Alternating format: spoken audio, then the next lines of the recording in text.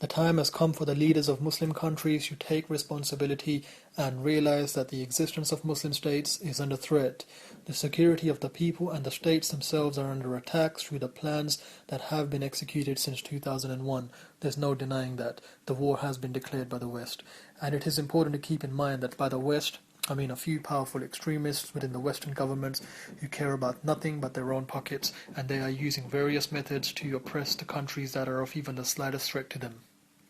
Their own soldiers and countrymen have been heavily brainwashed through the highly organized and effective propaganda machine and through the use of power of suggestion.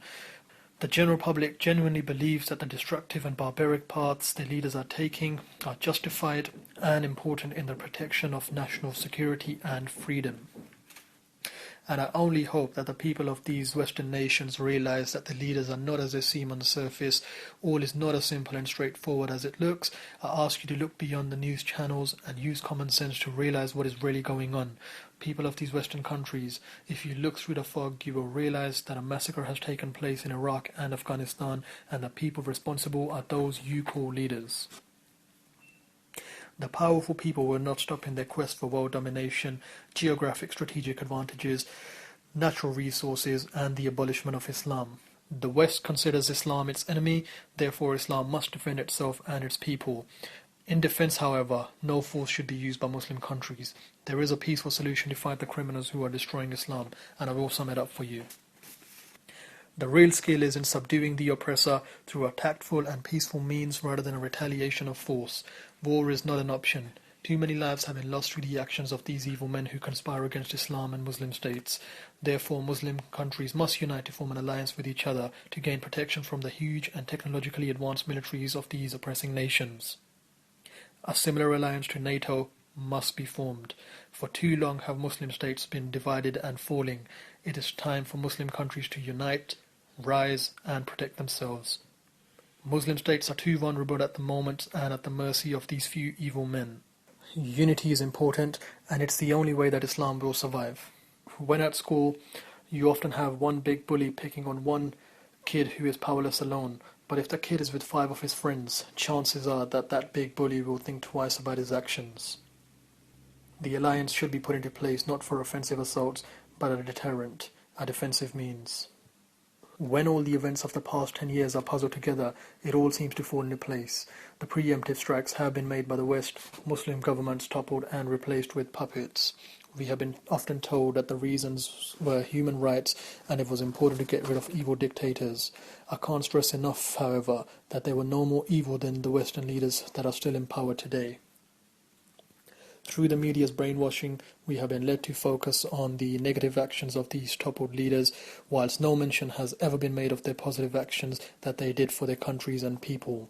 Why isn't it a household fact then? And I really would appreciate it if somebody could answer this question for me. That the evil Western extremists are behind the world's economic collapse and recession in their own countries. In the UK and USA, millions are jobless, thousands of businesses closed, and families in trouble. If the negative actions of those toppled leaders in Muslim countries were punishable, then the evil government of the West should be held accountable for leading their own countries into demise. The people of the UK and the US should ask themselves, what did we do to be treated so wrongly and neglected by our leaders? The general perception of Islam in the West is that of an out-of-date belief system, a culture so far behind that it cannot grasp the future. This is true to an extent. By this I am not referring to the culture, the beliefs, or the values that Islam teaches, but the mindset of the people. One can still hold these traditional values and keep with the present. This is so important in order to win hearts and minds. I'll give you an example. If you have a business which is very successful, it is of paramount importance for that business to keep developing, to keep staying with the times. If it does not, it will lose its focus on current demands and trends to meet the needs of the consumer. It has to adapt in order to stay effective, and it is possible to do this without losing the traditional values and ethics that the business was built upon in the first place. Religion can do the same thing. Gaddafi was toppled and labelled as an evil dictator by the same people, the very same people who backed, supported, and did business with him in the past. How can you call backstabbers your leaders? Before Gaddafi's demise, it was rare to hear or see anything about him on the news, but when the Western militants were done with him, he was overthrown and killed in a manner that no one should. He should have been brought to the courts to have a fair trial. He was shot in the head by a Libyan rebel, but it seems that the trigger was indeed pulled by the evil nature of these few power-hungry Western leaders. Now, back to Muslim states uniting to combine a military and economic deterrent to fight future oppression. It seems that there is a second fiddle in relation to toppling Muslim leaders. Apart from the well-known facts about Gaddafi changing the oil prices from dollar to gold, what if there was another reason behind these actions by the evil leaders of the West to get rid and replace with puppets? What if the leaders of the West know that when you oppress and use force against people for too long, it is eminent that a response will be forthcoming? It is human nature. You can't break a man like you can break a dog. The harder you beat a man, the taller he stands, and Muslims have been beaten hard.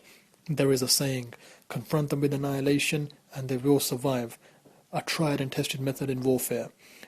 It is clear that the West is very advanced in understanding human nature and using it to its advantage in military purposes. They know that they are oppressing Muslim states, and eventually breaking point will be reached where Muslim states will start to defend themselves. And this is what they fear. So far, the Muslim leaders are blinded by personal wealth. The sooner they realize that death is guaranteed and wealth means nothing, they may begin to realize that leaving behind a legacy, a mark on the world after they are gone, is a far more rewarding pleasure than luxury homes and private jets, and they will be remembered alongside some of the greatest names in history. At the moment, the only thing they will be remembered for is bending to Western influence, flashing money around, and funding unnecessary projects which won't be of any value the way the world is shaping out to be. To finish up on the subject of retaliation by an oppressed people, it is clear to see that Gaddafi was toppled in view of what is to come, the Muslim unification, and a major unification and an effort to modernize the alliance of Muslim states would cost money. All projects cost money. The Western strategists knew that Gaddafi was in a position to fund a Muslim alliance and fund technological projects which could allow for the modernization of militaries across Muslim nations. Libya is one of the few remaining countries in the world that is indeed debt-free, and they knew that Libya could fund the Muslim effort to defend itself. The unification is important, and it must be done sooner rather than later. The world must realize that Islam is not a threat, but a welcoming religion. And this is only possible by being smart and thoughtful, and not through uneducated extremism that Islam is associated with these days thanks to the media. Muslims need an equivalent in NATO. Then the evil Westerner plan to oppress, dominate, and abolish Islam can be stopped. We need true leaders, and it's time for the current leaders to rise up and take on the responsibility and use the blessings of wealth and power to steer Islam in the right direction, to rectify the misconceptions of Islam, and to let it shine in its true glory.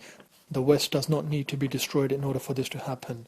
The two can live side by side in a peaceful world, a better world.